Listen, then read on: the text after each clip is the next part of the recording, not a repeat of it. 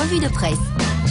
Il y a quoi dans le journal ce matin? On commente l'actualité avec d'un côté Christophe Grandjean et Sarah de Padua, de l'autre côté le trio Jérôme de Warzay, Jean-Luc Fonck, la femme au milieu. Qui va gagner? Qui va gagner? Alors voyons qui aura le commentaire. On gagne toujours. Hein. Avant de parler de l'actualité, la belle histoire de cette semaine, regardez le portrait d'un homme heureux qui présente donc sa petite Assia. C'est Claude Barzotti, désormais nono, puisque Barzotti est donc devenu grand-père, 62 ans. Il est grand-père pour la première fois.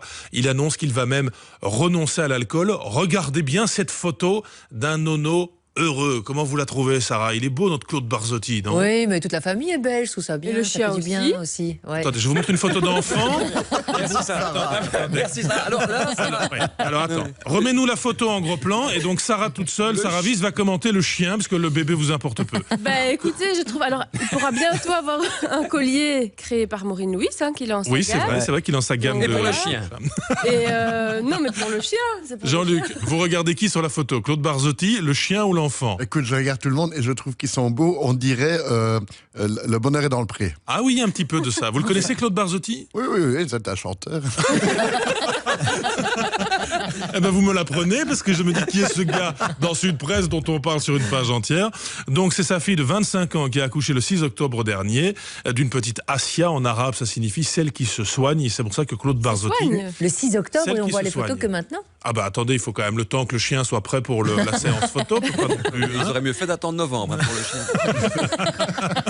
Je Mais plus c'est un jamais... peu coiffé comme Claude. Plus jamais je vous montrerai une photo de maternité, de post-enfant. Vous ne le méritez pas. Voilà. Alors, revenons à l'actualité, évidemment, marquée par le post-attentat. Et ce constat, concert, zéro annulation, mais un max de désistement, à tel point, nous explique la dernière heure, qu'il y a un véritable marché de la seconde main qui est en train de se développer. Alors, je vous donne un exemple, c'est celui de Johnny Hallyday. On trouve par exemple sur Internet des places beaucoup moins chères, comme ce post qui est sur un des sites de deuxième main. J'avais acheté 6 places, dit ce monsieur, pour Johnny dans le Carré d'Or, réservé pour les 800 super fans.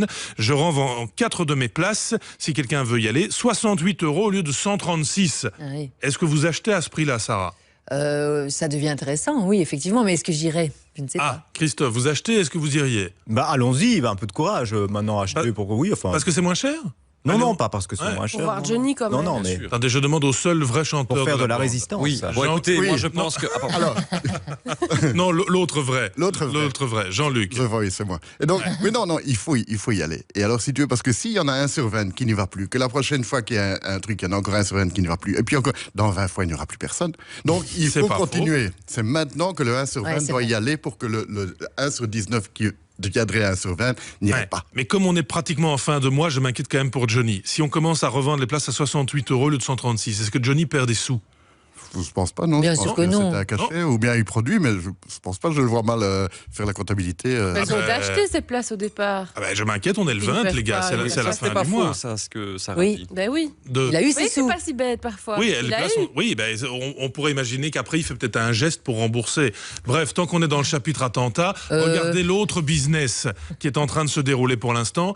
C'est la Libre qui nous parle de ça, c'est le marché des vidéos amateurs. Et donc ce sont tous ces anonymes qui filment les forces d'assaut et qui revendent, Jérôme, Oui. c'est le petit journal de Canal+, qui révèle ça, que certains ont vendu des vidéos à 400 € à des équipes de la BBC. 400 € la vidéo. Oui, comme quoi je pense qu'ils sont pas très au courant des prix parce qu'à mon avis, la BBC aurait payé 10 fois plus. Ouais. Mais- Ah ouais. Vous vendriez, Sarah, vous avez une image? Ben, j'y aurais pas pensé, je dois dire. Et j'aurais même pas pensé à filmer, je Vous pense. avez un bon fond. Oui, mais j'ai un Ah, bon oui, fond.